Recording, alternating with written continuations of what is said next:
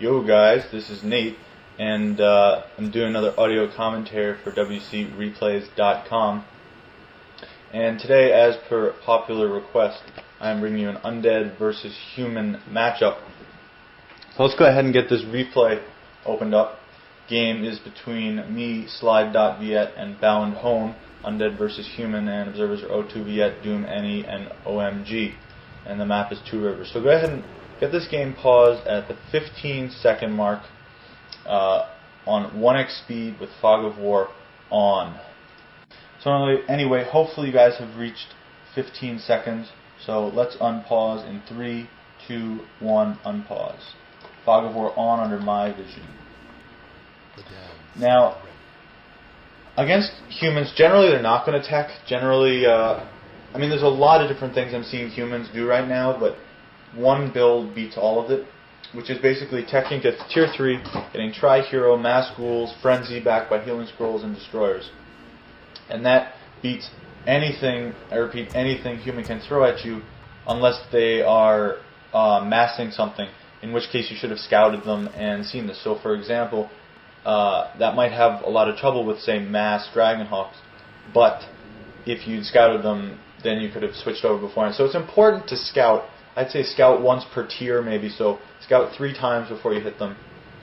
Scout with your starting ghoul, scout when you hit tier 2, scout when you hit tier 3, and generally I find that to be enough, but also make sure you check for expansions, so on and so forth. And especially on this map you'll see that as he tries to harass me with his heroes and so forth, I get a gargoyle, and that gargoyle basically stops the Zeppelin harassment, and it's also able to just scout, and I see exactly what he's going, and I'm able to counter him perfectly. So it's definitely important to scout in this matchup.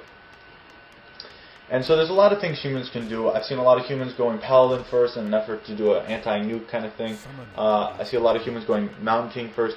I think the Mountain King first is really the most effective thing humans can do at this point, because Stormbolt really takes out those undead heroes. But there's not that much human can do in this matchup at this point, if you play it correctly, as I do in this game. So I always go Death Knight first against human, always, simply because once you hit that level 3 coil, the nuke is just so powerful. I mean, if you can combine Coil Nova and Impale, you're talking about just devastating a hero at the outset of the battle. And since so many people, well, I mean, I don't really expect human players to cast slow, but the way slow works is that if you A-click into their lines, they're going to auto-cast slow. If you just move into their lines, M-click, they are not going to auto-cast slow. And what happens is you can actually walk up to your opponent's Archmage, or whatever, surround him, nuke him, and then attack him before any slow gets cast. And so it's a very, very powerful thing for Undead to be able to do. And it's a real cool thing. And yeah, big advantage there. Now, you'll see that I'm putting up that graveyard before I tech. Now, that wasn't really necessary, but I also didn't want to tech particularly quickly, as I was pretty sure you noticed I upgraded that Nerubian tower. The reason I can tell he's teching is basically, 1, he's got more than 1 tower, and that immediately means he's teching. 2, he's got a lumber mill, and 3, he's got no barracks. And that's more than enough to verify that he's teching, and now that he's coming to harass me. Now what I do against human is I hotkey all my acolytes to 3, the number 3, at least early in the game. Specifically for this kind of thing, the Blizzard harassment. What happens is the moment I see the Archmage, even if he's not at the acolytes yet, I hit 3, I hit away from my gold mine, and then I take my ghouls off wood and I try to hit that Archmage. And what this does is, and combined with the Nerubian tower, he can't actually take out my base, and this means that I can keep on creeping. And it's very, very important that you keep on creeping. Otherwise you're not going to gain that big advantage of the high level undead hero nuke. So, and he's gonna try and do this throughout the game, but I don't think he kills me with like 1 acolyte. You'll notice that I'm putting up a second ziggurat, or third ziggurat directly behind my gold mine. This is specifically for anti-Zeppelin harass, because what can happen is that he'll drop the Archmage behind the gold mine, and then I won't be able to stop him with that Nerubian tower. It's very important that my ghouls be able to hit the Archmage, or the Archmage can just keep blizzarding. So that's why I'm putting that second or third ziggurat rather there. And I will upgrade that later on to be able to Zeppelin harass. So, right, the reason I teched a little slowly there before again, was in case I lost Acolytes early on. Generally, when you're going to lose the Acolytes is in the first Blizzard when you don't really notice he's coming. And in the subsequent ones, I find I'm just more well prepared to deal with them. So, I don't know, it's just a little thing I like to do, just to tech a little bit slower. Clearly, teching is not particularly important in this situation, since the human is also teching, and so basically you're not going to have to worry about the human doing anything. Like, the best thing humans can do is get the slow really quickly, and they're going to get the slow on you. But since the human has no melee units, he's not building any footmen or anything. It's not. I can just run away from the slow. He's not going to be able to kill anything. So I can kind of take my time with that and focus on whatever I want. I don't know. That doesn't really make sense, I guess. Fact is, though, like it's not a great loss to be teching slower at this point. Now, if he was, getting more footmen, I would try and get that tech much more quickly because that second hero is much more important, and so on. Now, if you take a look at my base, basically, what's happening is he's dropping in the Archmage and blizzarding and then going out. It's not really being effective because what I've been doing is every time he comes in, I just move my Acolytes off and hit him with the ghouls. I moved my ghouls who are mining wood over to the back where he's been dropping the Archmage. Meanwhile, I went over to his side of the map because there's nothing really small for me to creep. So basically, I'm still continuing to creep, and he's still level 1, and I'm almost level 3. And he hasn't really done any real damage to my base, and I'm now actually going to tier 3. You'll see I'm actually ahead of him in tech now. So you see that late tech didn't really hurt me at all. So all in all, I'd say I'm doing a very good job of fending off his harassment while continuing to do what I want to be doing.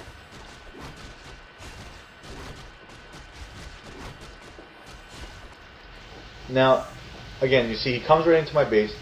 Often it's a good idea to just hit him with the Acolytes if they're close by, although it doesn't really matter too much. But basically, this Blizzard harassment isn't doing very much, and I don't think it's a really good idea of him to continue to do this. Now, obviously, he wants to catch me while I'm teching, to going right to tier 3 and kill some Acolytes, which would be a big advantage, but the fact is, I'm just reacting too quickly, and I don't want to sound boastful, but I am. And I'm reacting too quickly for him to kill the Acolytes. So, if I were him, I would stop trying to do this, because he's not making any progress. He's not accomplishing anything, and I'm now level 3. And if I were him, well, I wouldn't have continued to do that. I would have at least... I don't know, he doesn't really have a lot of options, to be honest. He's doing his best, I guess. So, it's not really a bad move on his part to keep the pressure on, I guess. And he is preventing me from creeping those big creeps, because I don't want to take my attention away too much. And you see I got this gargoyle here. And that's basically going to stop any more Zeppelin harass from him. Plus it'll let me scout him very effectively, as I said before. Now I'm getting this slaughterhouse here so that I can get destroyers later on. And basically I'm just going to get one slaughterhouse, one crypt, 60 food worth of zigs, try hero, and just go and kill him. And there's really nothing he's going to be able to do. Those towers are going to be absolutely worthless because I can just load up my destroyers with mana off the statues and then just completely bomb them with that orb, which takes out the towers very quickly because they have heavy armor, and so they're doing double damage. So we're talking like, a few shots and the guard tower goes down. So now at this point there's nothing left for me to creep without me taking any big risks, but I do have that level 2 coil, and I see that his Archmage is very low on life, so I'm going to try and kill that Archmage right here. Basically at this point I want to keep creeping, but I can't really creep into big stuff without any risk. So I'm just kind of hanging around, seeing if I can prevent him from creeping at all. And so, now that I've seen this opportunity, I'm just going after the Archmage. And now he also is slow. Now what I do is I'm getting my ghouls out of here because they're going to die from slow. But my DK can get away from the slow, so I just want to finish off the Archmage and then TP out. And that was definitely a good trade. So now I really secured my advantage, and I'd say the game is kind of won at this point. Although it might not seem so, I'm in tier 3, and I could have ended this game a lot sooner if I just got destroyers faster, but basically he's got no real units, and 2 destroyers combined with what I have right now is definitely going to win me the game. Especially because that level 2 coil, so I can coil nova his level 1 heroes very easily. Now you see, I'm continuing to scout with this gargoyle, and I really love getting gargoyles on this map, just because having one gargoyle fly around regulates all the expansions and regulates everything, and now it's going to stop his petty little Zeppelin harass. So that one gargoyle really saved my ass this game. You know, helped me to counter what he's building, although I didn't really have to counter. It made sure he didn't pull anything tricky on me. Now you see he's being smart with the Zeppelin here. He's not just letting it get killed by the gargoyle. He's flying it over to check on my expansion. Now I'm not sure that's the best use. He definitely could have just flown it back to his base. It would have made it all the way back to his base. I'm not sure why he didn't really. And he could have saved it like that. And it's definitely useful to have that Zeppelin battle. It's one of the best things you can do against an undead player who's trying to nuke you, is carry a Zeppelin around. The moment you see your hero start getting nuked, just pick it up. But I guess it's also important to check for that expansion, though. So I'm not saying it's really a bad move on his part. But I would absolutely recommend getting Zeppelins against undead players. Or any player that's trying to nuke your heroes. Doesn't even have to be undead. Now you see here he's double nuking my acolytes. So I'm getting him out as quickly as possible. He gets one acolyte, but and he's using this staff of teleportation thing, but it didn't really do anything. Again, I mean, it really didn't do anything. He killed one acolyte, and so again, if he killed my gold mine or something, it would have been much more effective. But the fact is, he didn't accomplish anything there, and so this is kind of why I don't feel like this strategy is the best, because it's so vulnerable to undead nuke. And it's just so vulnerable. It just allows the undead player to get whatever they want, and so I'm just completely dominating this game.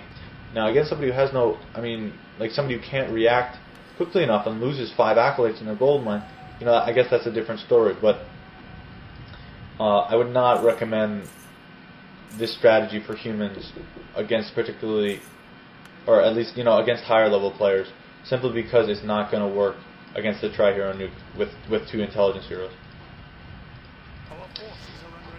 So here we go. Now I'm being stupid here. I go and I A-click, and so he starts slowing. What I really should have done is, as I said before, is I should have just moved my ghouls right in, surrounded his Archmage, and killed it, instead of letting him slow me. Especially because I didn't get destroyers. I think I misclicked or something. And I'm also being stupid with my hero skills. I'm just nuking. I'm not even using them well. I didn't impale well. And I'm not microing my heroes at all well in this game. And he is actually. You notice how he keeps running his Archmage back, setting off his spells. These are good moves on his part. But the fact is, he shouldn't really be fighting me here, just because the army differences. I have an army twice the size of his, and so it's not really a good idea for him. So, now for humans, again, I would really recommend getting the Mountain King first, because once you get that level 3 Stormbolt combined with the level 3 Holy Light, I don't see how humans can complain about nuke, because right there, that's over 600 damage. Plus stun, which is, it's definitely just as good as the Tri-Hero Undead nuke. So, I would really recommend, it's very hard to deal with Hero nuke. It's not, I see people complaining about it all the time, and it's simply because you can't react to it fast enough. And I don't really know why human players don't go Mountain King Paladin and just nuke the hell out of undead heroes. And between Holy Light and Divine Shield, it's very hard for undead players to kill those heroes, and it's a really effective thing for them to do. Plus, Clap is just so good. Anyways, here I don't even really need to micro. I'm just making sure I cast Devour and my hero spells and healing scrolls, and now the game's pretty much over, clearly. So I do kind of think this matchup is imbalanced in Undead's favor, simply because Human really doesn't have a particularly good counter to Destroyers. Your opponent can mass Rifleman, but Nova and Impale is going to stop the Rifleman with some ghouls, and then Human really runs out of anti-air, simply because the Destroyers can't be aerial shackled. So, it's definitely a hard matchup for Human. So anyway, I hope you guys learned some helpful stuff about this match and why I think it's so easy for Undead. And it's pretty much impossible to lose if you micro properly and don't screw up as the Undead player in this situation. As you saw, I didn't make any major mistakes, And even though my opponent played very well, I mean, I still just completely dominated the game. As a human player, if you can stop the undead player leveling up the heroes, that's definitely a help. But I think that what I really have trouble with is if the human gets up a fast expansion. Now, I'm always careful to scout for that, but I just remember that back, I was complaining back in like 1.12, I guess it was, I couldn't touch human, which basically was because they'd get the expansion up. And if the undead player does nothing about the human expansion, the human keeps it all game. The human can win simply just by overpowering the undead player. So my recommendations for human players are again the Mountain King Paladin kind of thing. Maybe trying to get up an expansion, but I'd say stay away from the mages, unless you know that the undead player isn't going for a nuking strategy. If you see nuking strategy, but I mean if you see them going Death Knight, Lich, Crypt Lord, like it's not smart to get a level 1 blood mage in the mix there. It's just gonna die. So now if this game would just end. There we go. So I want to take a look at the stats here. We look at the units. He actually produced more units than me, and buildings. But again, if you look at the army, I got 63. He's got 49. I mean, that just sums it up right there. And if I were him, I would not have fought. He didn't really need to fight me. I don't know why he did. I guess he didn't have a TP. But he didn't really take advantage of his tech, and that hurt him a lot. Hero kills 5. Nothing much to see here. I mean, it's pretty self-explanatory. So again, hope you guys enjoyed my commentary. Please leave me feedback on what you thought, what you would like to see next. Any comments, suggestions, good or bad, it's all good. I don't know if that makes sense. Alright, so thanks for listening to my commentary, guys, and I will see you soon.